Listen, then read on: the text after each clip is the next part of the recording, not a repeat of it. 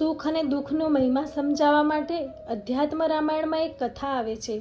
એકવાર ભગવાન રામ અને લક્ષ્મણ એક સરોવરમાં ઉતર્યા. ઉતરતી વખતે એમણે બંને ધનુષ્ય કિનારા પર રેતીમાં ઊભા કરી દીધા.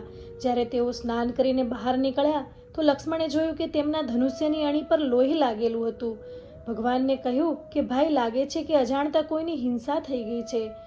માટી દૂર કરીને જોયું તો એક દેડકું ઘાયલ થઈને મરણાસન્ન સ્થિતિમાં પડ્યું છે.